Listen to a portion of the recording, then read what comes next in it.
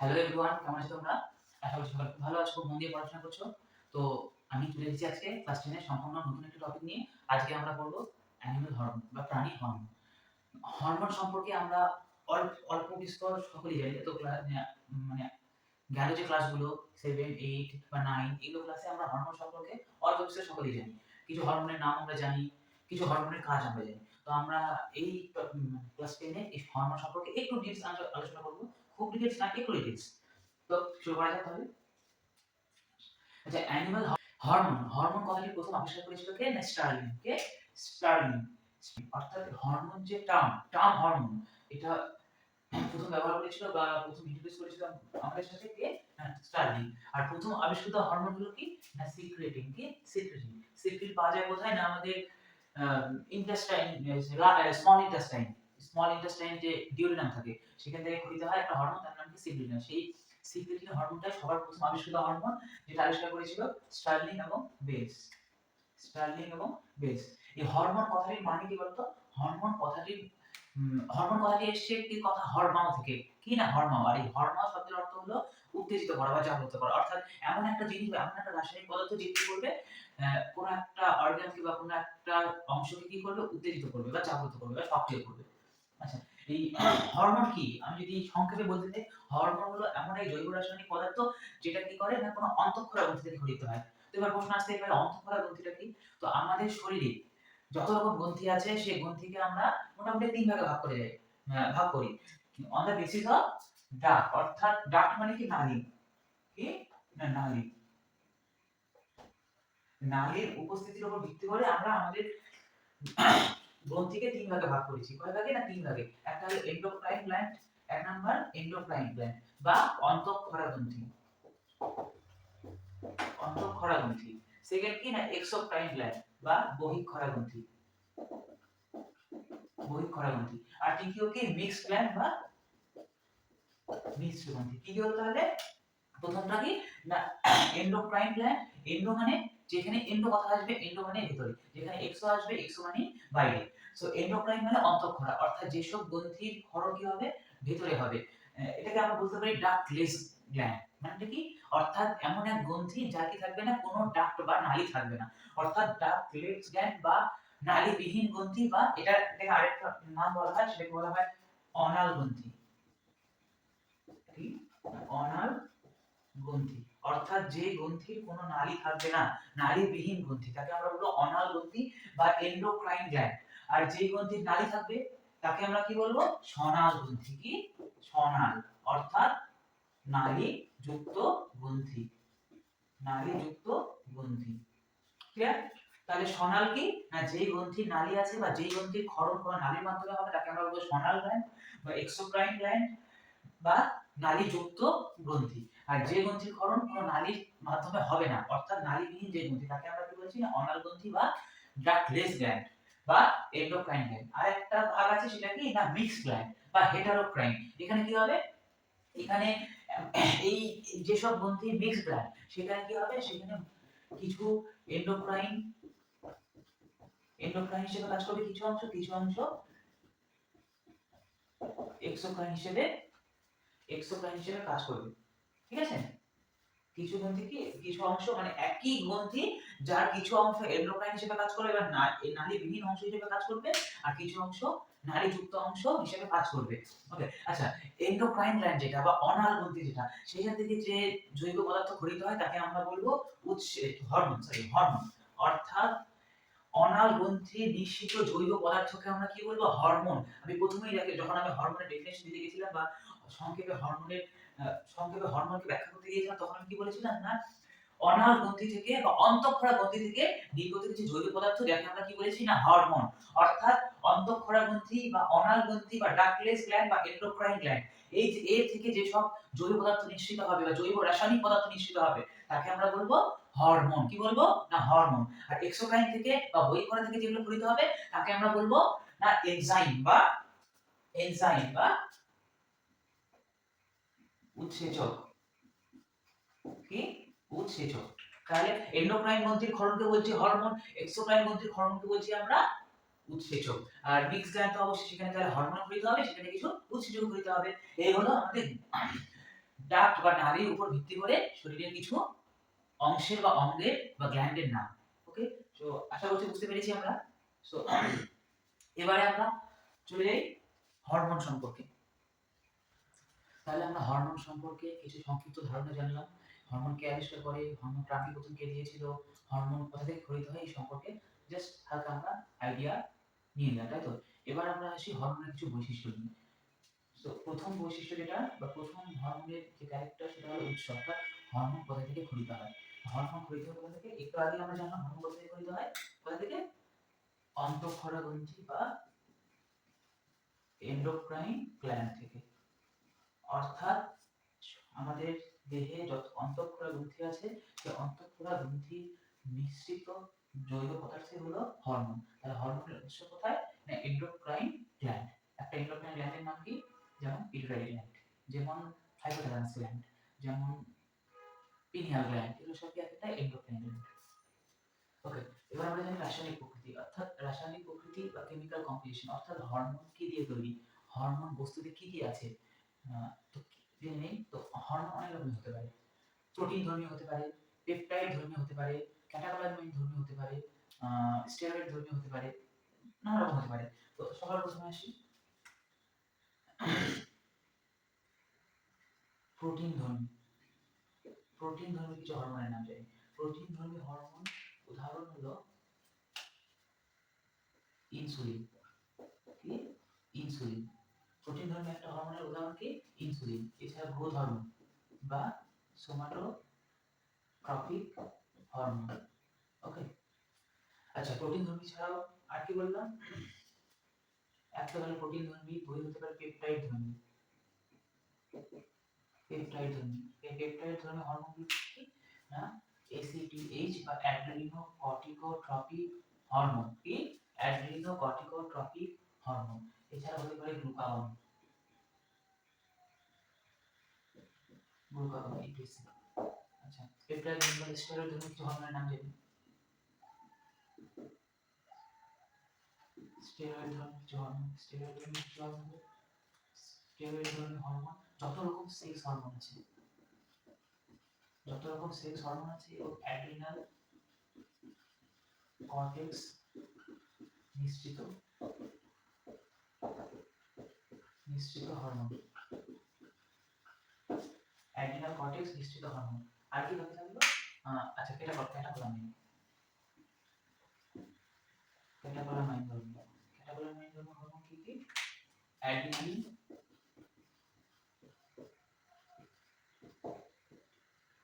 Adrenaline,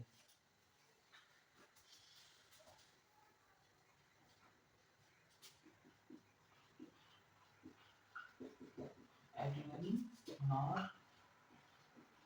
অ্যাড্রিনা, এগুলো ক্যাটাকলামিন। অর্থাৎ এগুলো কি? এটা সব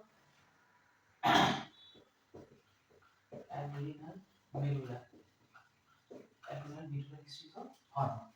ওকে, ওকে, এই হলো আমাদের হরমোনের কিছু কেমিক্যাল কম্পোজিশন বা হরমোনের রাসায়নিক প্রকৃতি, অর্থাৎ হরমোনে কি কি থাকে। তো কিছু প্রোটিন দিয়ে তৈরি কিছু হরমোন, যেমন কি জানলাম না ইনসুলিন, গ্রোথ হরমোন বা এসটিএইচ। কিছু পেপটাইড ধর্মী হরমোন সম্পর্কে জানলাম, সেগুলো কি কি? Adrenocorticotropic hormone, glucagon. কিছু স্টেরয়েড ধর্মী হরমোনের নাম জানলাম, কি কি? সেক্স হরমোন, অর্থাৎ যত রকম সেক্স হরমোন আছে, যেমন এলএইচ, এফএসএইচ, মানে ইস্ট্রোজেন, প্রোজেস্টেরন, টেস্টোস্টেরন, সবগুলো কি না স্টেরয়েড ধর্মী হরমোন। আর কিছু ক্যাটাকলামাইন হরমোন, যেগুলো অ্যাড্রিনালিন, নরঅ্যাড্রিনালিন। আচ্ছা, ক্যাটাকলামাইনের মধ্যে আচ্ছা আচ্ছা আরেকটা বাকি গেল, বাকি থাকলো সেটা হলো amino acid hormone. Amino acid ধর্মী কিছু হরমোন। অ্যামাইনো অ্যাসিড ধর্মী হরমোন কি কি? অ্যামাইনো অ্যাসিড ধর্মী হরমোন হলো T3, T4, T3, T4, অর্থাৎ থাইরক্সিন হরমোন, অর্থাৎ থাইরক্সিন হরমোন, টেট্রা আইরোথাইরক্সিন, একটা ট্রাই আইরোথাইরক্সিন, T3, T4, এরা সবাই কি অ্যামিনো অ্যাসিড ধর্মী হরমোন। এই হলো হরমোনের রাসায়নিক প্রকৃতি। আশা করছি হরমোনের রাসায়নিক প্রকৃতি সম্পর্কে আমরা বুঝতে পেরেছি। সো নেক্সট পয়েন্ট যেটা, সেটা কি? নেক্সট পয়েন্ট দাঁড়াচ্ছে পরিবহন, অর্থাৎ হরমোন কিভাবে আমাদের শরীরে পরিবাহিত হয়। কিভাবে পরিবাহিত হয়? একটু আগে বললাম হরমোন কি জাতীয়? হরমোন কোথা থেকে খরিত হয় না এন্ডোক্রাইন গ্ল্যান্ড থেকে বা অন্তঃক্ষরা বা অনাল। যেহেতু এর কোনো নালী থাকে না, তাহলে এর ক্ষরণটা বা এর যে নিষ্কৃত পদার্থটা সেটা কার মধ্যে বাহিত হবে? অবশ্যই সেটা রক্তে গিয়ে মিশবে। কোথায়? না রক্তে। ধরে নিলাম এটা একটা গ্রন্থি,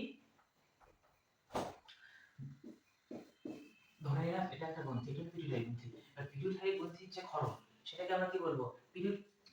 পিটুইটারি গ্রন্থি নিষ্কৃত হরমোন, তাই তো? এবার এই হরমোনগুলো, যেহেতু হরমোন মানে কি, আমরা জানলাম হরমোন কোথা থেকে খরিত হচ্ছে?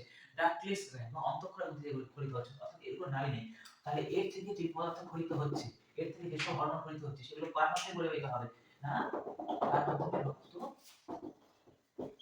বাহের মাধ্যমে, ব্লাড ক্যাপিলারি বা রক্তবাহ বা ব্লাড ভেসেলস, এর মাধ্যমে কি হবে? হরমোন পরিবাহিত হবে। অর্থাৎ হরমোন কিসের মাধ্যমে পরিবাহিত হচ্ছে? হরমোন খরিত স্থান থেকে রক্তবাহীর মাধ্যমে বা রক্তের সঙ্গে মিশে বা লসিকার সঙ্গে মিশে তার কার্যকারী অঞ্চলে পৌঁছাচ্ছে। কার্যকারী অঞ্চল কি?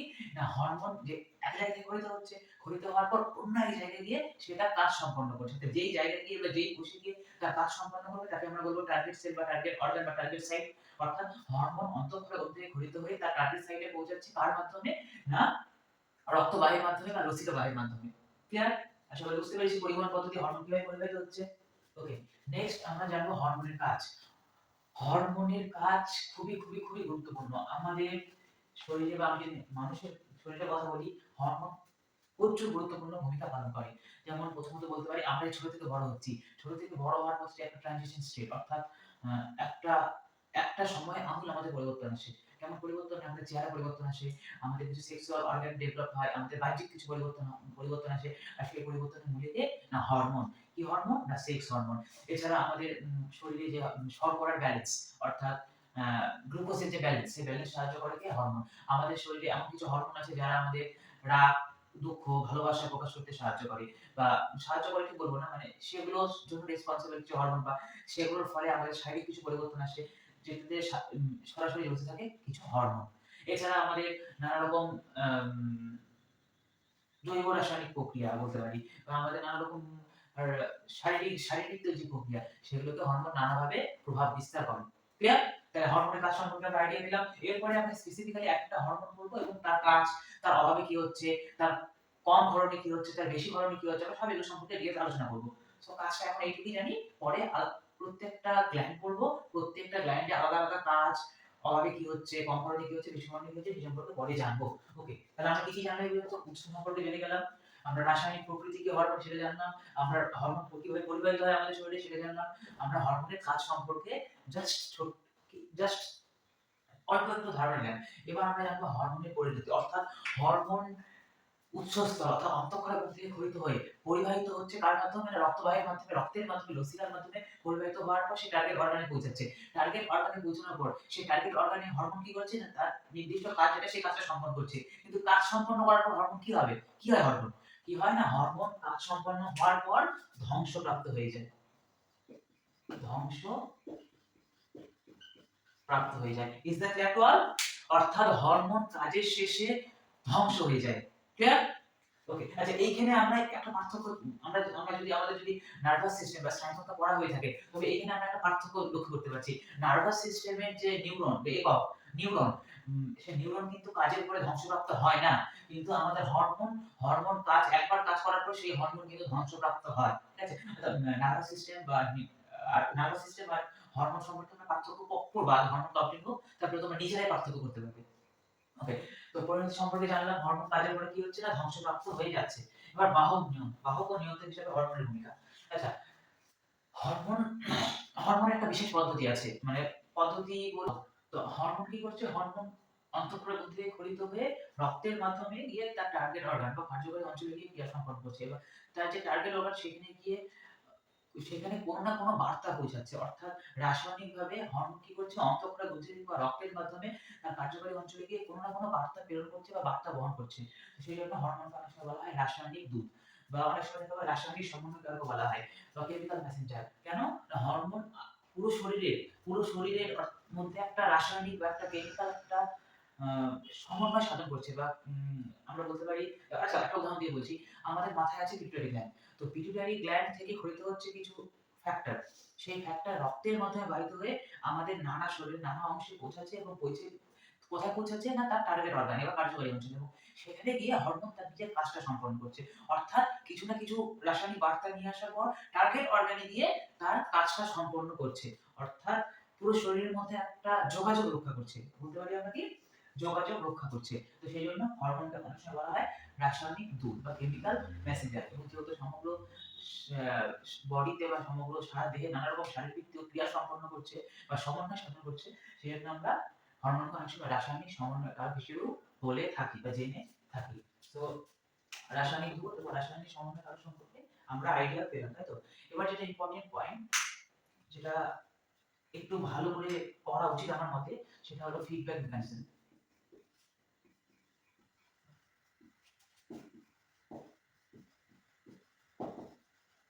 ফিডব্যাক মেকানিজম, ওকে। এই ফিডব্যাক মেকানিজম কি? ফিডব্যাক মেকানিজম বলতে বোঝায় কোন একটা হরমোন যখন অন্য একটা গ্রন্থির ক্ষরণ দ্বারা নিয়ন্ত্রিত হচ্ছে। অর্থাৎ ধরে নিলাম এক্স একটা হরমোন, ধরে নিচ্ছি এক্স একটা হরমোন, এক্স একটা হরমোন। এবার এই হরমোনটা কি হচ্ছে, এ নামক একটা গ্রন্থির উপর পুরোপুরিভাবে বা আংশিকভাবে নির্ভরশীল। কিভাবে?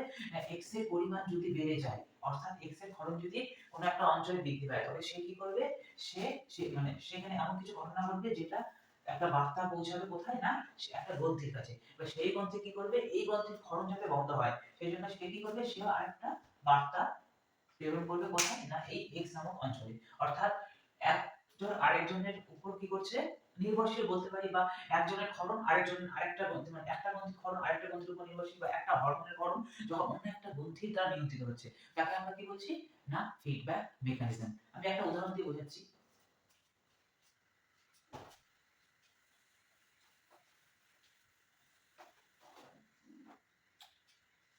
ধরে নিচ্ছি T3 বা T4, এটা কি থাইরক্সিন হরমোন। আচ্ছা, এই থাইরক্সিন হরমোন কখন কোথা থেকে খরিত হয় না, থাইরয়েড গ্ল্যান্ড থেকে। থাইরয়েড গ্ল্যান্ড থেকে, তাই থাইরয়েড গ্ল্যান্ড থেকে খরিত হচ্ছে, থাইরয়েড গ্ল্যান্ড থেকে খরিত হচ্ছে কি হরমোন না, থাইরক্সিন হরমোন। তারপরে এই কোথায় গিয়ে মিশছে, এ গিয়ে মিশছে রক্তে, অবশ্যই রক্তে মিশবে, ঠিক আছে। এবার রক্তে যখন থাইরক্সিনের পরিমাণ যদি কি দেখা যায়, রক্তে থাইরক্সিনের পরিমাণ বেড়ে গেছে। আচ্ছা, আগে থাইরয়েড গ্রন্থিকে আবার নিয়ন্ত্রণ করে অপর আরেকটা হরমোন, সেটাকে না পিটুইটারি, পিটুইটারি গ্ল্যান্ড, ঠিক আছে। অর্থাৎ পিটুইটারি গ্ল্যান্ড কিছু ফ্যাক্টর রিলিজ করছে, যেটা গিয়ে কাজ করছে কোথায়, থাইরয়েড গ্ল্যান্ডে। থাইরয়েড গ্ল্যান্ড তখন কি হরমোন করছে, হরমোন পান করছে, কি হরমোন না, থাইরক্সিন হরমোন। সেই থাইরক্সিন হরমোন কোথায় বোঝাচ্ছে না, রক্তে। আচ্ছা, এই যেটা ক্ষরণ করে সেটাকে আমরা বলবো থাইরয়েড স্টিমুলেটিং হরমোন। অর্থাৎ pituitary gland thyroid stimulating hormone. সেই থাইরয়েড রিলিজিং হরমোন কি করছে, তার টার্গেট অর্গান কোথায় না, থাইরয়েড। তাই থাইরয়েডটা কি হলো, এটা টার্গেট অর্গান, কার্যকারী অঞ্চল বা অঙ্গ। তাহলে পিটুইটারি একটু ভালো, একটু মন দিয়ে বোঝার চেষ্টা করো সবাই, একটু মন দিয়ে। তো পিটুইটারি গ্ল্যান্ড যেটা আমাদের ব্রেন মস্তিষ্কে আছে, পিটুইটারি গ্ল্যান্ড কি করছে, থাইরয়েড রিলিজিং হরমোন ক্ষরণ করছে। রিলিজিং হরমোন, বা এটাকে আরো স্পেসিফিক্যালি যদি বলি আমি, থাইরয়েড রিলিজিং ফ্যাক্টর ক্ষরণ করছে। যে কোথায় গিয়ে কাজ করছে না, ডাইরেক্টলি থাইরয়েড গ্ল্যান্ডে গিয়ে কাজ করছে। অর্থাৎ থাইরয়েড রিলিজিং হরমোনের কার্যকারী অঞ্চল বা টার্গেট সেল বা টার্গেট অর্গান কি না, থাইরয়েড। বা থাইরয়েড গ্রন্থিকে উদ্দীপ্ত করছে বা উত্তেজিত করছে, বা থাইরয়েড গ্ল্যান্ড কি করছে, থাইরয়েড গ্রন্থি বা গ্ল্যান্ড কি করছে, হরমোন ক্ষরণ করছে। কি হরমোন না, T3 বা T4, থাইরক্সিন বা ট্রাইআইডোথাইরক্সিন, টেট্রাআইডোথাইরক্সিন বা ট্রাইআইডোথাইরক্সিন। এবার শরীরে তাহলে এই প্রক্রিয়াটা ঘটতে থাকছে, এই প্রক্রিয়াটা কি ঘটতে থাকছে, অর্থাৎ পিটুইটারি সিগন্যাল দিচ্ছে থাইরয়েডকে, থাইরয়েড প্রচুর পরিমাণে থাইরক্সিন হরমোন ক্ষরণ করছে। প্রচুর পরিমাণে ক্ষরণ করার পর একটা নির্দিষ্ট সময় পর দেখবো রক্তে থাইরক্সিনের পরিমাণ প্রচুর পরিমাণে বৃদ্ধি পেয়েছে। অর্থাৎ রক্তে থাইরক্সিনের পরিমাণ স্বাভাবিকের তুলনায় এখন কি আছে না বেশি আছে। তো এবার শরীরে কি হবে, রক্তে কি করতে হবে, থাইরক্সিনের পরিমাণ কমাতে হবে বা এই থাইরয়েড হরমোন গ্রন্থির ক্ষরণটাকে বন্ধ করতে হবে। তো বন্ধ করার জন্য কি হবে না, বন্ধ করার জন্য পিটুইটারিতে একটা সিগন্যাল যাবে। কি যাবে, পিটুইটারিতে একটা সিগন্যাল যাবে। তো এই সিগন্যালটা কি করবে, এই সিগন্যালটা বলবে পিটুইটারি থাইরয়েড স্টিমুলেটিং হরমোন বা টিএসএইচ ক্ষরণ বন্ধ করো, অর্থাৎ তুমি থাইরয়েড গ্রন্থিকে আর উদ্দীপ্ত করো না, যাতে থাইরয়েড গ্রন্থি আর থাইরক্সিন হরমোন ক্ষরণ করতে না পারে। অর্থাৎ নেগেটিভ নেগেটিভ একটা প্রতিক্রিয়া দেবে বা নেগেটিভ একটা সিগন্যাল দেবে, যার ফলে থাইরয়েড কি করবে, থাইরয়েড গ্রন্থির হরমোন ক্ষরণ বন্ধ হবে এবং থাইরক্সিন হরমোন ক্ষরণের পরিমাণটা কি হয়ে যাবে, হ্রাস পেবে। এই পুরো পদ্ধতিটাকে আমরা বলবো ফিডব্যাক ফিডব্যাক ফিডব্যাক মেকানিজম, বা এটাকে আমরা দ্বৈত নিয়ন্ত্রক বলতে পারি। যেহেতু আচ্ছা, দুই রকম ঘটনা ঘটছে, একটা কি হচ্ছে বাড়াচ্ছে, মানে একটা ফ্যাক্টর বাড়াচ্ছে একটা ফ্যাক্টর কমাচ্ছে। যেটা বাড়াচ্ছে সেটাকে আমরা বলবো পজিটিভ বা পজিটিভ, অর্থাৎ ক্ষরণ বৃদ্ধি করছে, আর একটা কি করছে নেগেটিভ নিয়ন্ত্রণ করছে বা ক্ষরণ হ্রাস করছে। এই হলো আমাদের হরমোনের নানা রকম বৈশিষ্ট্য। কি কি বৈশিষ্ট্য বললাম, প্রথমে বললাম হরমোনের উৎস, তারপরে বললাম আমরা হরমোনের রাসায়নিক প্রকৃতি, তারপরে বললাম হরমোন কিভাবে পরিবাহিত হচ্ছে, তারপরে বললাম হরমোনের কাজ, তারপরে বললাম হরমোন কাজের পর কি হচ্ছে, ধ্বংসপ্রাপ্ত হচ্ছে, তারপরে বললাম আমরা হরমোনকে কেন রাসায়নিক বার্তাবাহক বলা হচ্ছে বা হরমোনকে কেন কেমিক্যাল মেসেঞ্জার বা রাসায়নিক সমন্বয়কারক বলা হচ্ছে। তারপরে আমরা বললাম ফিডব্যাক কি, ফিডব্যাক মেকানিজম কি, দ্বৈত নিয়ন্ত্রক কি, পজিটিভ দ্বৈত নিয়ন্ত্রক এবং নেগেটিভ দ্বৈত নিয়ন্ত্রক এই সম্পর্কে আমরা জেনারেল একটা আইডিয়া নিলাম। তো আশা করছি এই পর্যন্ত সবাই বুঝতে পেরেছি। এবার আমরা আমাদের দেহের বা মানুষের দেহে কি কি অন্তঃক্ষরা গ্রন্থি আছে সেগুলোর নাম জানবো, সেগুলোর অবস্থান জানবো, সেগুলোর কাজ জানবো এবং সেগুলো কি হরমোন ক্ষরণ করে সেই সম্পর্কে জানবো, এবং সেই সব হরমোনের অভাবে বা অভাবজনিত কারণে কি হতে পারে বা কম ক্ষরণে কি হতে পারে বা বেশি ক্ষরণে কি হতে পারে সেই সম্পর্কে ধারণা লাভ করবো। তো সবার প্রথমে আসি আমাদের শরীরে কি কি অন্তঃক্ষরা গ্রন্থি পাওয়া যায়। একদম আমি যদি মাথা থেকে শুরু করি, আমি নিচ পর্যন্ত পারে উপর থেকে নিচে নামতে নামতে নামতে আমরা দেখি শরীরে কি কি অন্তঃক্ষরা গ্রন্থি পাওয়া যায়। আমাদের যদি নার্ভাস সিস্টেম পড়া হয়ে থাকে তবে আমরা জানি আমাদের মস্তিষ্কের তিনটা অংশ, অগ্র মধ্য পশ্চাৎ। অগ্র মস্তিষ্কে একটা স্পেশাল ভাগ আছে, স্পেশাল ভাগ বলবো না, অগ্র মস্তিষ্কের একটা ভাগ, সেটা কি ডায়ানসেফালন। ডায়ানসেফালনের অবস্থান কোথায় আমাদের মনে আছে আশা করি, না অগ্র মস্তিষ্কে যে তৃতীয় প্রকোষ্ঠ ছিল, টোটাল চারটে প্রকোষ্ঠ, তার মধ্যে অগ্র মস্তিষ্কে আছে তিনটা প্রকোষ্ঠ, 3 নাম্বার যে প্রকোষ্ঠ, ঠিক 3 নাম্বার প্রকোষ্ঠের নিচে আছে যে ডায়ানসেফালন। কি আছে এরকম জায়গায় আছে কি ডায়ানসেফালন, ঠিক আছে, এটাকে বলবো ডায়ানসেফালন। বা ডায়ানসেফালনের ঠিক উপরে থাকে একটা অন্তঃক্ষরা গ্রন্থি, মোটর দানার মতো ছোট্ট একটা গ্রন্থি, এটাকে বলবো আমরা পিনিয়াল গ্ল্যান্ড।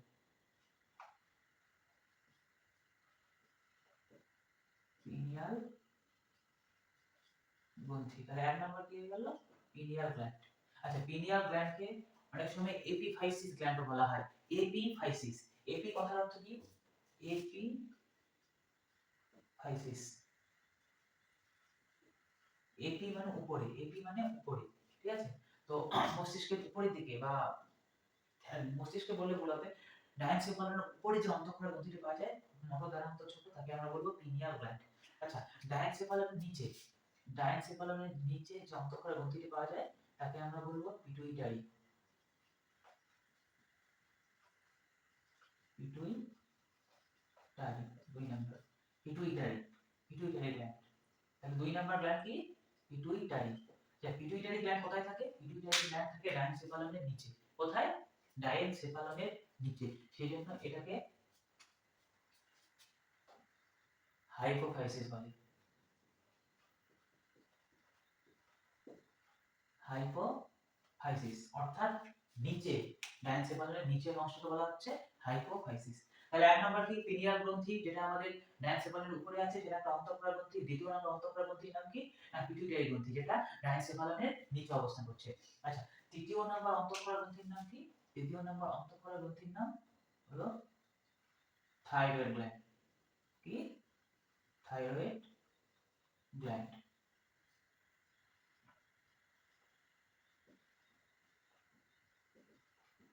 থাইরয়েড গ্রন্থি। তাহলে 3 নাম্বার কি হলো? থাইরয়েড গ্রন্থি। একটা যদি থাইরয়েড গ্রন্থির সাথে আরো একটা গ্রন্থি থাকে তাকে প্যারাথাইরয়েড গ্রন্থি বলে। দরকার নেই, থাইরয়েড জানলেই হবে আপাতত অবস্থায়। ওকে, থাইরয়েড গ্রন্থির ঠিক নিচে আরেকটা গ্রন্থি থাকে, এটাকে বলা হয় থাইমাস গ্ল্যান্ড। কি বলা হয়?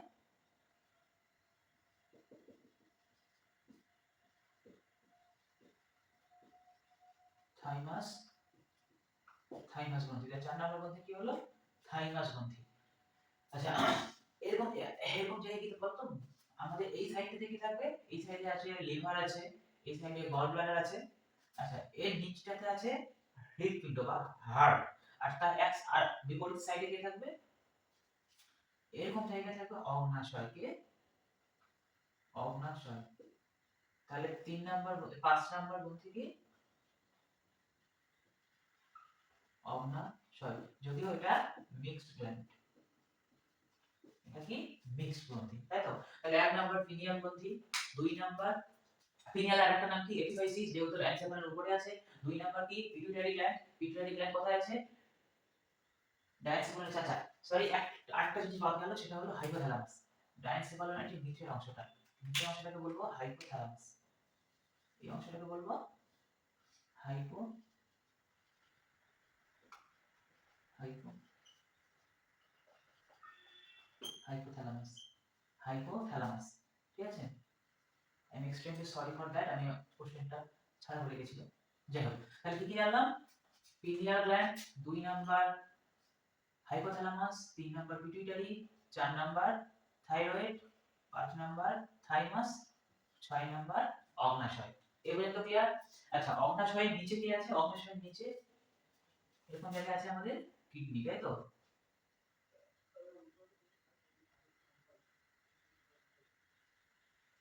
কিডনি। আর এই কিডনির উপরে একটা গ্রন্থি পাওয়া যায়। কিডনির উপরে একটা গ্রন্থি পাওয়া যায়, তাকে বলে অ্যাড্রিনালিন গ্ল্যান্ড।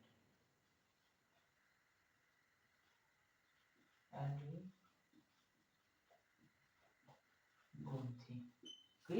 অ্যাড্রিনালিন গ্রন্থি। তাহলে এগুলো তো কয়টা হলো? 7টা। পিনিয়াল গ্রন্থি, হাইপোথ্যালামাস, পিটুইটারি গ্রন্থি, থাইরয়েড গ্রন্থি, থাইমাস গ্রন্থি, অগ্নাশয়, অ্যাড্রিনালিন। ওকে, আচ্ছা এরপরে পুরুষের দেহে পাওয়া যায় কি? স্ক্রোটাম নামক থলিতে থাকে, টেস্টিস বা শুক্রাশয়। আর মহিলাদের ক্ষেত্রে কি হবে?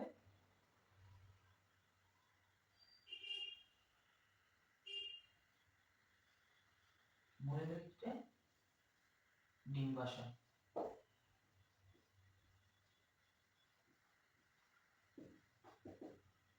ডিম্বাশয়। সো তাহলে বুঝতে পেরেছি আমরা আমাদের শরীরে কি কি অন্তঃক্ষরা গ্রন্থি রয়েছে। তাহলে সবার প্রথমে ডায়ানসেফালনের উপরে এপিফাইসিস কে পিনিয়াল গ্ল্যান্ড, ডায়ানসেফালনের নিচে হাইপোথ্যালামাস, তার নিচে কে আছে? পিটুইটারি বা হাইপোফাইসিস, তার নিচে কে আছে? থাইরয়েড, তার নিচে কে আছে? থাইমাস, তার নিচে অগ্নাশয়, তার নিচে অ্যাড্রিনালিন, ছেলেদের ক্ষেত্রে শুক্রাশয়, মেয়েদের ক্ষেত্রে ডিম্বাশয়। এই হলো আমাদের শরীরে বা মানুষের শরীরে অবস্থিত কিছু অন্তঃক্ষরা গ্রন্থি। এগুলো ছাড়াও আরো অনেক কিছু আছে, তবে আমরা এই গ্রন্থি সম্পর্কে আলোচনা করব বা ক্লাস 10 এর সিলেবাসে এইসব গ্রন্থির সম্পর্কে আলোচনা করা রয়েছে। সো এবার শুরু করব হাইপোথ্যালামাস থেকে। পিনিয়াল গ্ল্যান্ড সম্পর্কে তোমাদের সিলেবাসে খুব একটা বলা নেই, তো পিনিয়াল গ্ল্যান্ড সম্পর্কে খুব একটা নেই, যেহেতু সেজন্য আমি খুব আলোচনা করছি না পিনিয়াল গ্ল্যান্ড। তো পিনিয়াল গ্ল্যান্ড থেকে যে হরমোনগুলো প্রয়োগ হয় সেটা হলো মেলাটোনিন আর সেরাটোনিন, ঠিক আছে? মেলাটোনিন আর সেরাটোনিন আমি জাস্ট এইখানে বলে দিচ্ছি।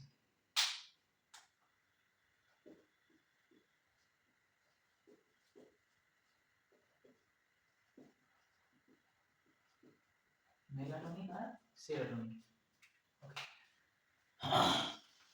এই পর্যন্ত আশা করি সবার ক্লিয়ার রয়েছে, তাই তো? আজ এই পর্যন্ত থাক। নেক্সট দিন বা আমি এই চ্যাপ্টারে বা এই টপিকে পার্ট 2 একটা ভিডিও রাখবো। নেক্সট যে ভিডিওটা আসবে সেটা হলো অ্যানিমাল হরমোন বা প্রাণী হরমোনের পার্ট 2। পার্ট 2 তে আমরা বাকি বিষয় আলোচনা করব। পার্ট 2 তে যদি কমপ্লিট না হয় তবে পার্ট 3 তে আলোচনা করব। তো পার্ট 1 এই পর্যন্তই। দেখা হচ্ছে নেক্সট ভিডিওতে। Tata, bye bye, take care, মন দিয়ে পড়াশোনা করো, বাই বাই।